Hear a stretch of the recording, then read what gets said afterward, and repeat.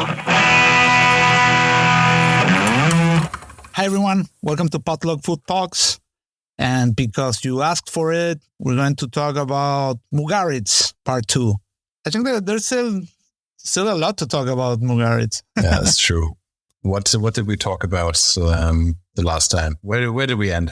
I have to say, while I was in Mugaritz is when I fell in love with this city or the Basque Country in general. Yes. And I can remember two special moments. One was going to a cider house. Oh, yeah. I was like, man, what is this? I think it was Petritegi. Like in the back of my memory, rebuilding the whole thing, I think it was Petritegi. I mean, this was like 20 years ago. And then going for pinchos. I remember the first time I went for pinchos because we would work so hard and then we had just one day off. And this experience of getting into one bar, one pincho, one drink, next bar, and doing the same and doing like 8 bars in a night. Wow, that was so nice. It's super fun. Yeah, it's the same for me, honestly. For me, it's a mixture of San Sebastian, but also like the Basque countryside. I really, still today, when I smell like wood fire, often remember getting out of the car in front of Mugaritz and smelling the fire burning, the charcoal burning, and this like mix of like cold mountain air and this like fire aspect is really stuck in my mind. That actually happened to me when I first returned to the Basque Country. It was at least 10 or 11 years after I was in Mugaritz. And I remember smelling the air and having that memory effect of, I've smelled, like this forest air before, and it brought me right there, right back. Yeah. What about techniques? Are there any memorable techniques that you remember while your time in Mugaritz? Well, there's obviously a few classic ones, no? There's most notably the caseína de ajo and the fine parsley dust particles. I think we talked about that, right, in the last episode? Yes. I mean, there were lots of amazing techniques that were kind of impossible to do. I remember, I told you I started in the pastry section. And I spoke with my friend Kevin about this the other day, actually, because we were just laughing about it because we were at the pastry section at the same time. And he heard the episode. By the way, he's invited to do like a Mugaritz episode. He said he wanted to do like let's say a part 3. Yeah, we have to do it. Yeah, for sure. I mean, he's got some stories to tell. It's really funny. So there were a couple of dishes that I was doing on the pastry section that were actually so infuriatingly impossible to do. So, for example, we had a dish that was called licorice, right? It starts off kind of okay. You take kaolin, which is like an edible clay. You blitz it with star anise. Then you take celery sticks and you cut them into, sort of rectangles. And you vacuum pack them with the star anise kaolin for, I think it was like 23 days. So I had to make my mise en place 23 days in ahead. That was the first thing. So then you Good start. Okay. Yeah, to start. You take the celery out of the kaolin after 23 days. You brush it off. Then you take sugarcane honey. You color it with charcoal powder. So it's pitch black. You bring it to a certain temperature. It was like 100 up to 160. Drop it to like 130. And it had to be just right so that you could take a stencil, dip it in this caramel, and it form a clean film on the bottom of your stencil. Then you would take this celery stick, and you would drop it through this caramel film, and it had to be the perfect temperature so that the caramel would coat this stick of celery perfectly. If it would be too hot, it would just goop down and you'd have a sticky, hot, black mess all over your section. You do this in the middle of service, by the way. You had to do it à la minute because this thing had a life of 15 seconds to like be edible. If it was too cold, the thing would fall down and just kind of shatter, and just look like shit. And you drop it into lactose powder, so it would be covered in powder. Anyway, long story short, it would look like a licorice sweet, black, shiny, covered in like a white powder. But you'd eat it and it tastes like licorice, but it's celery. It's incredible. And like I just said, this thing had a life of, I don't know, a minute max, because it was in the middle of fucking summer in Spain. And you had a table of 4 and it'd be like, yeah, we need 4 licorice right now. You'd make the first one. You'd be like, just like a retard with like hot caramel, like burning yourself, like, shit. Trying to get it right. Obviously, the caramel doesn't stay at the same temperature. So you're like you're checking the temperature. The first one is on the plate. You're like, fuck, you make the second one. Maybe you make the second one. Maybe you even make the third one. You're not going to make the fourth one. And even if you would make the fourth one, by the time you make the fourth one, the first one's inedible. I did this dessert in service, absolutely in the shit, for I think a month and a half. And then they dropped it. They were like, all right, it's not we're going to change you from the pastry section to like a different section. Don't remember which one. And they were like, we're not going to have anybody else learn this dish. It was an experiment and it's not working. And we don't want to, nobody has time to learn how to make it. So. I think that probably all the chefs were laughing of you, like, look, he's actually trying to do it, like. Probably, the guys on the fish section just like fucking grilling their salmonette, like it's a Sunday afternoon. And I would just stay out, whipping kuzu meringues and making fucking caramel. It was hectic. It was not fun because also, you could only do so much. And then somebody's screaming at you because they don't, like they also know it's like very difficult and not like super possible. But they don't care. They want to see, we're going to push him anyway. We want to see maybe he makes it possible. And then at some point they were like, no, it was never possible. Sorry. Yeah, you actually said something really important. Like back in my time, they would write this by hand in a blackboard with chalk, But then they actually printed and put it on the wall. That is this mantra, like the kind of like the kitchen slogan of Mugaritz. That is something like the impossible from the, how is it? The possible from the impossible gets measured by the will of a human being. Yeah, basically, yeah. The difference between what's possible and impossible. Exactly. First of all, that like the interest, the history of that quote is interesting because one day I was, I don't know, like watching random quotes on Wiki Quote, and I found the quote and I was like, oh, here it is. And it was from a basketball coach from the States. Oh, nice. And I sent this to Ramon once, and he was like, well, our history of that phrase is that it came in the label of a wine someday, and somebody really liked it, and so it stuck, And that's it, yeah. Yeah, but for me, it was very strange that it was like a basketball coach from like some college team in the States. Yeah. But yeah, like that thing of doing impossible things, I think that's one of the key things of Mugaritz, like they don't, like the goal of a dish. First of all, that's also something, like they have very clear, like a hierarchy of values where, and this is absolutely counterintuitive, flavor is not on the top. Yeah. Like, if they cook a dish, it's not for it to be tasty, not necessarily. Maybe it's more important that it's intellectually challenging, that it tells a story, that it's technically very difficult, like all these kind of things, right? Yes. And for that can be the interesting and at the same time the uninteresting part of going to eat there, because that's actually the reason why it's not on my places where I go to eat, because that's not what I look for in a restaurant. That said, I think it's a super interesting place. Like I talk a lot, for instance, with teachers from the Basque Culinary Center, and they go there a lot because for them, they get a lot of ideas, concepts, things that they can then talk about and teach and stuff. And like in that regard, also like as a chef going there to do a trainship, you learn all these techniques, all this difficult stuff that you can then somehow translate into the normal world, which is not Mugaritz. It's not the normal world. It's like this crazy culinary monastery with a strange technique. And yeah, like techniques that I saw that I really liked. Like I also have to say in my time, it was very, very different from yours. It was maybe 10 years difference. Yes. And in my time, there were 2 menus. One was called Naturen and the other one was called Sustrajek. So nature and roots. So the roots one was actually pretty classic cooking, like you wouldn't get a squab, you would get a French toast, you would get this kind of things. And the other one, Natura, it was more creative and crazy and this kind of things. A super nice technique that I later found out that it is a technique from Michel Bras.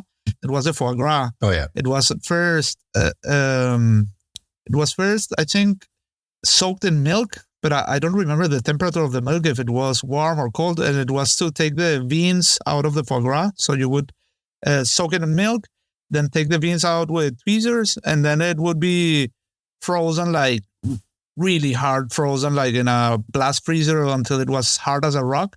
And then it was, and this is a counterintuitive part, thrown into a fryer, the whole rock of frozen foie gras. And so you would get like a perfect crust on the outside, and on the inside was perfectly creamy. And then you would slice it and just serve it like that. Really?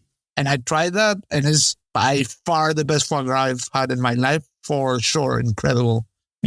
In the fryer, really? Yeah, man. And I asked Paco Morales, where's this technique from? And he said Michel Bras. So that's actually the only source I have for that.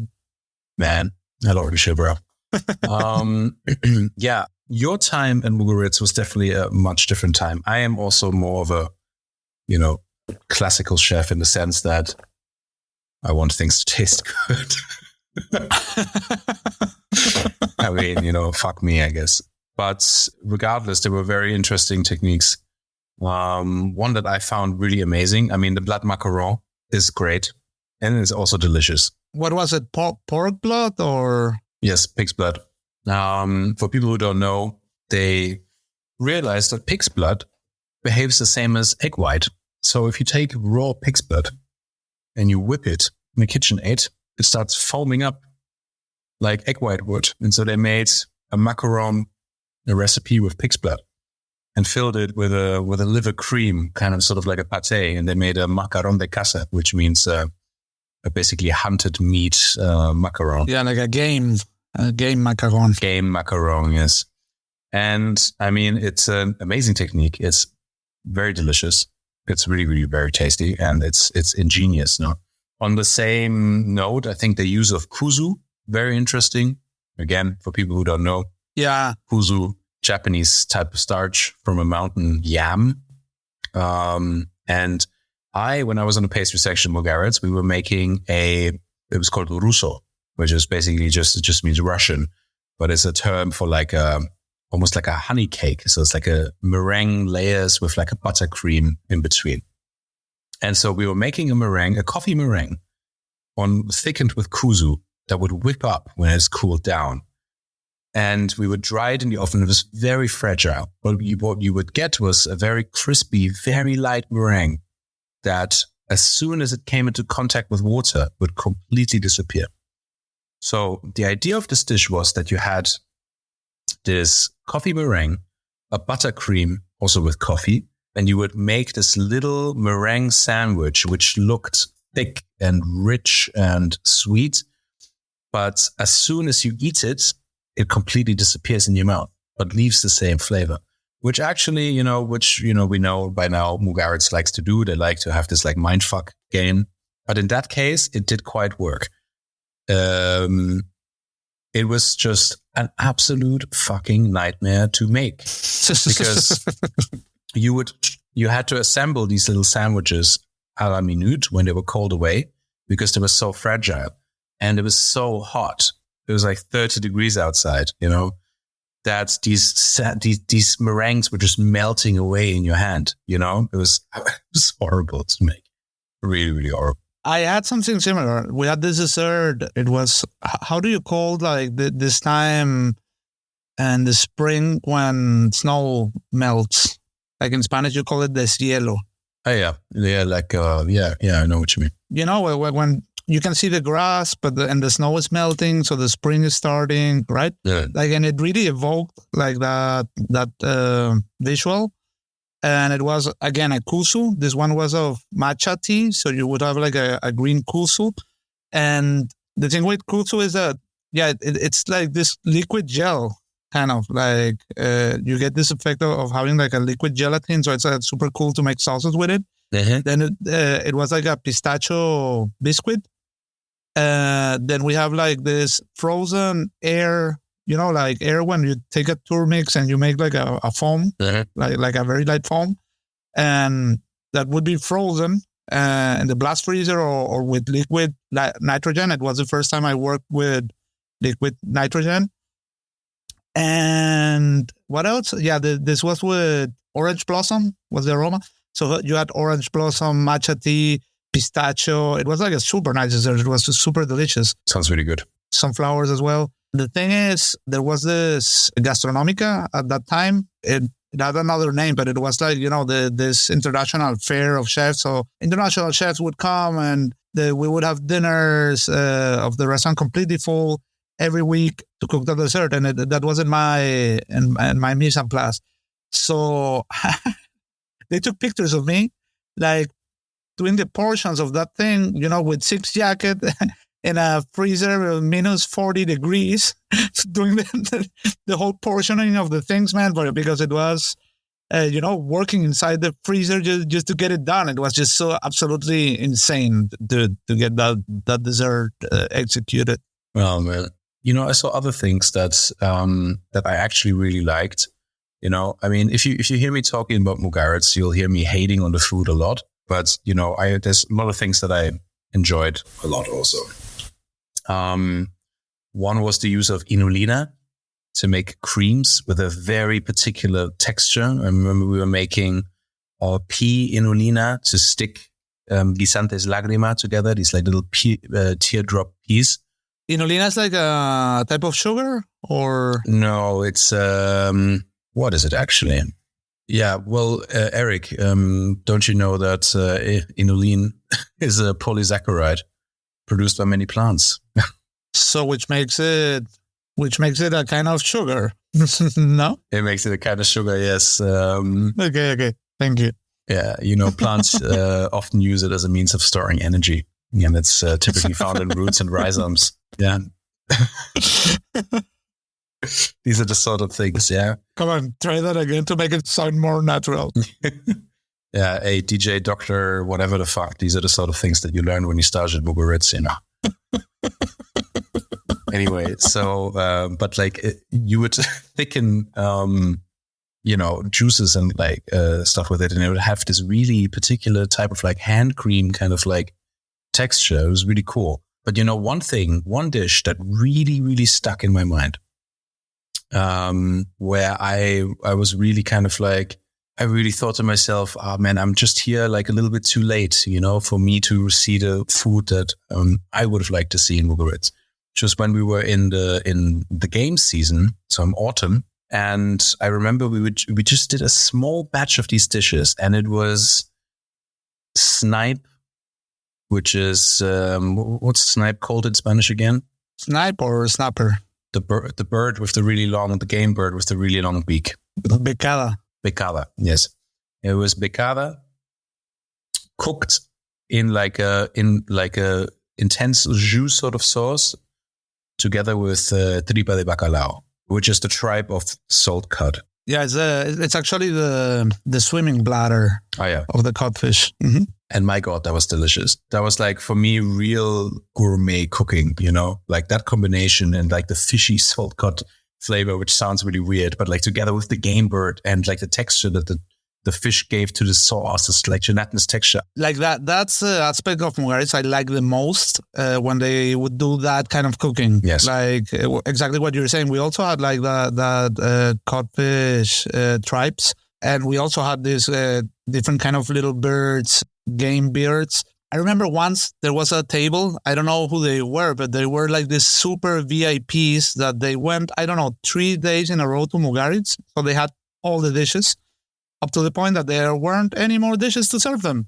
And for me, this was really interesting to watch. So Andoni went into the kitchen and he started like freestyling, he started like cooking. There were like this pork tails here. There were like this little peas over there. And he started doing like a surf and turf with the different ingredients that he had. And he started like freestyling some dishes and he sent it just like that. And that was like super interesting to watch. Speaking of which, the pigtails, amazing technique, amazing product, amazing technique. Super, super nice. Yeah, like we had that. You had to shave them as well. Yes, of course. Of course. That was like a super nice thing to do. You know, you're there in the production table, like 12 chefs, and there are like these boxes full of hundreds, if not thousands, of pigtails, hairy pigtails, hairy, dirty pigtails with dirt. You know, you have to wash them first and then shave them with razors one by one. Yeah. Okay, you were saying amazing technique. What next? Amazing technique. Yeah, yeah. By the way, same razors that Julieta, the head chef at the time, would make me shave with if I had a stubble. Coming to work. The one of the just to make it more humiliating. It's like, go shave. No shaving cream, no, nothing. Oh. Shaving cream. Just 3 stars because they had no exactly. They had no shaving cream for this 10 years.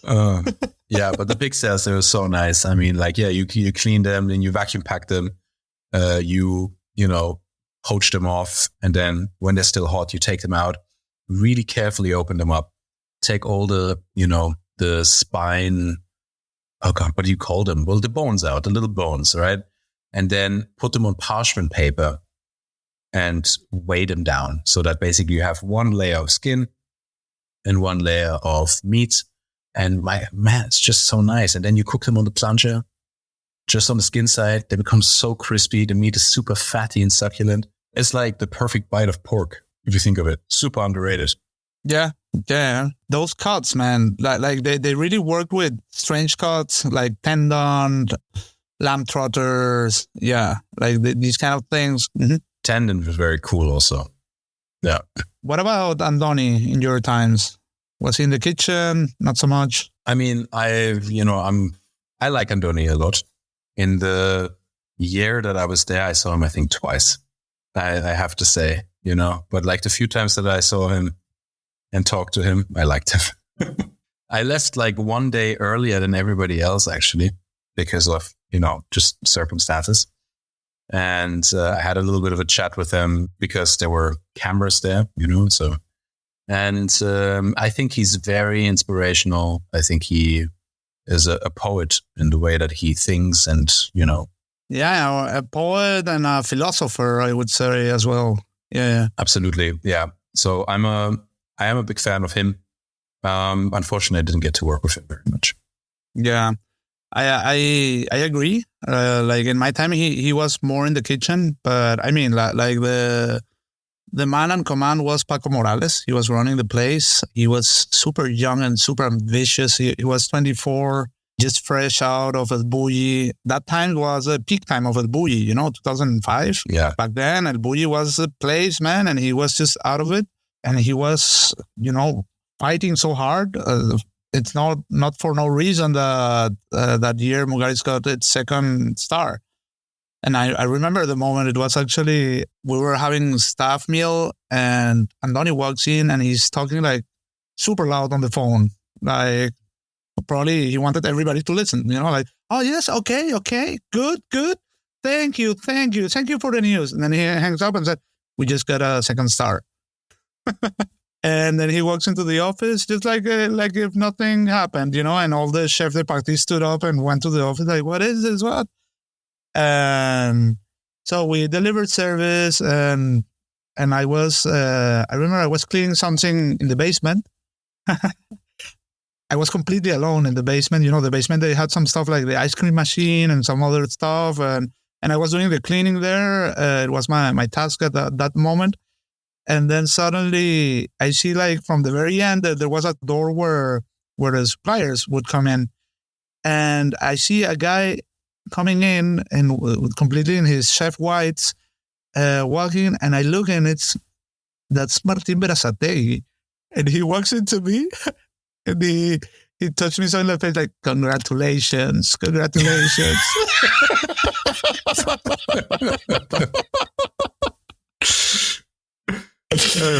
At that time, and this is also something interesting, at that time Mugaritz was part of Martin Berazategui group.